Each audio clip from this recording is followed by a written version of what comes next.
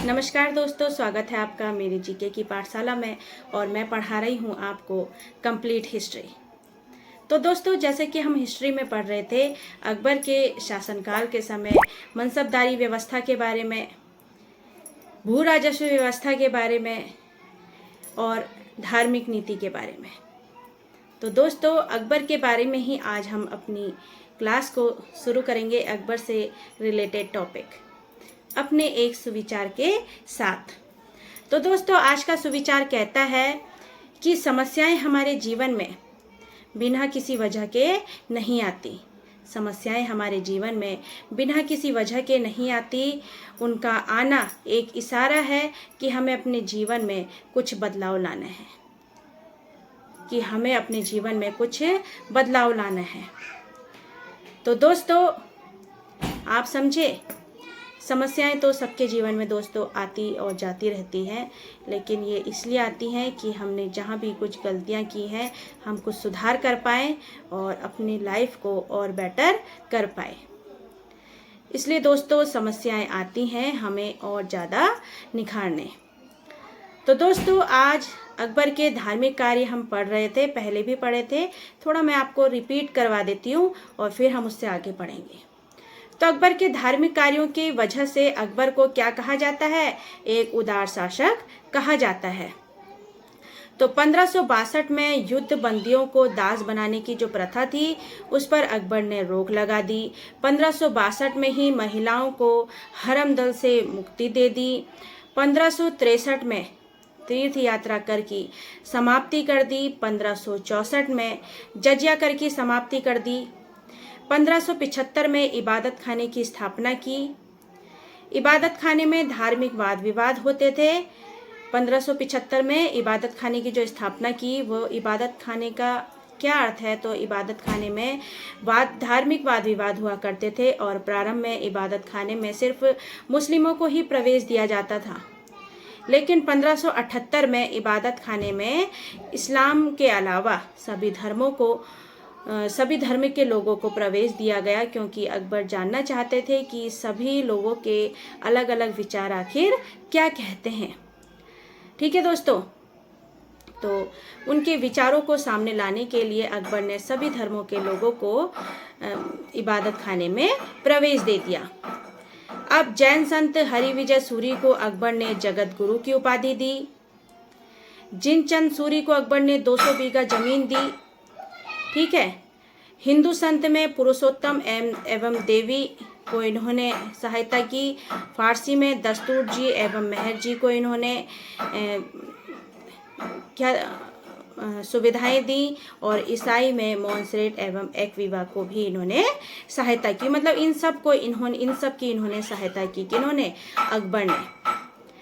तो दोस्तों, जो अकबर ने इबादत खाना खोला था और उसमें सभी धर्मों के प्रवेश पर इन्होंने क्या हामी भर दी थी, सभी धर्मों के लोग जो है प्रवेश कर पाएंगे, वाद विवाद कर पाएंगे। तो उससे क्या होने लगा? वाद विवाद ज़्यादा बढ़ने लगा। तो वाद विवाद ज़्यादा बढ़ गया, तो इससे धार्मिक विवाद के कारण अकबर ने 1579 में मजहरनामा की घोषणा की। अब मजहरनामा क्या होता है दोस्तों? तो मजहरनामा ये होता है कि वाद विवाद हो रहा है, बहुत सारा झगड़ा भी हो जाता है। टॉपिक अकबर जो है दोनों के सुनता है और उन्हें जो सही लगता है, अकबर को जो न्यायपूर्ण बात सही लगती है उस पर वह अपना हामी भर देते हैं, अपना आदेश सुना देते हैं कि ये चीज़ सही है, ये बात सही है। तो दोस्तों, 1579 में मजहरनामा की घोषणा की। मजहरनामा शेख मुबारक ने तैयार किया था और मजहरनामा एक क्या था? आदेश था। मतलब जो भी निर्णय अकबर सुनाएगा वही आखिरी होगा, जिसमें अकबर के द्वारा तय किया जाता था कि क्या बात सही है और क्या नहीं। तो अकबर ने सुल्तान ए आदिल और इमाम ए आदिल की भी उपाधि ले रखी थी। ठीक है। अब सभी धर्मों के जब वाद विवाद सुन लिया अकबर ने, तो उसके बाद अकबर ने जाना कि सभी धर्मों का उद्देश्य तो एक है, सभी धर्मों का उद्देश्य एक समान है, फिर भी इन धर्मों के बीच में मतभेद है। इस बात को जानने के बाद अकबर ने 1582 में दीन इलाही की घोषणा की। ठीक है। अब दीन इलाही क्या होता था दोस्तों? ये सभी धर्मों के मौलिक गुणों से युक्त एक संहिता थी। पंथ या संहिता कह दीजिए। ठीक है, अब दीन इलाही के क्या नियम थे? तो दोस्तों इसमें दीन इलाही के नियम थे कि कम आयु की कन्या या वृद्ध स्त्रियों से विवाह नहीं होगा। तो मतलब बाल विवाह की जो रोक थी वो वहीं से शुरू हो गई थी। ठीक है, 10 सद्गुणों को ग्रहण करें, क्षमा, उदारता, मृदुभाषी, दान आदि जो सद्गुण हैं उनको ग्रहण करना है। एक पत्नी व्रत का पालन करना है। मृत्यु भोज को बंद करना है।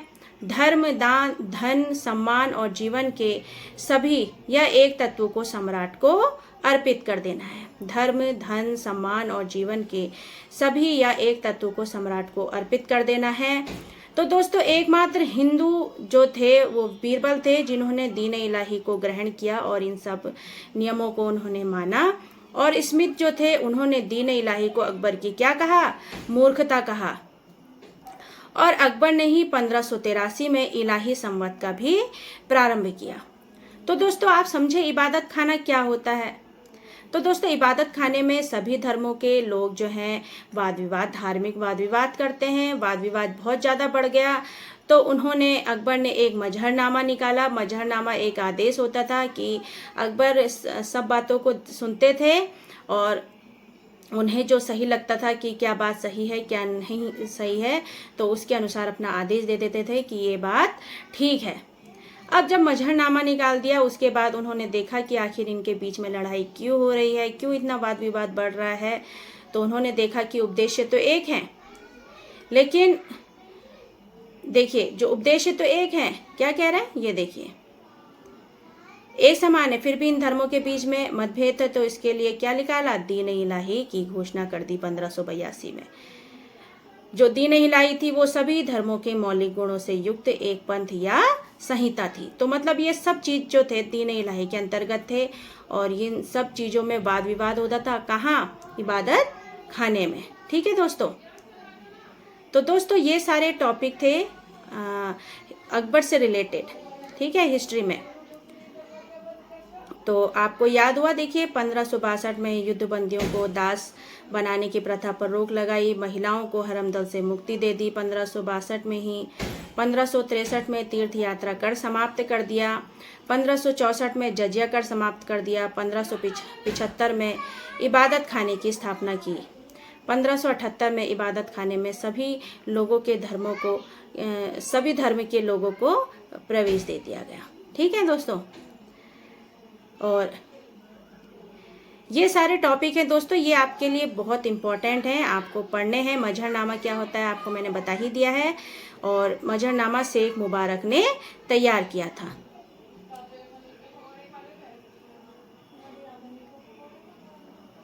ठीक है दोस्तों, तो ये सारे टॉपिक हैं आपको पढ़ने हैं। और सबसे लास्ट में आपके लिए बहुत सुंदर सा थैंक्स, अगर आप मेरी क्लास यहाँ तक देख रहे हैं तो ऐसे ही देखते रहिए, पढ़ाई करते रहिए और अपने एग्ज़ाम को क्वालिफाइड कीजिए। ठीक है दोस्तों, तब तक के मिलते हैं फिर आपसे अपनी अगली क्लास में। तब तक के लिए अपना ध्यान रखें, स्वस्थ रहें, खुश रहें। Thank you.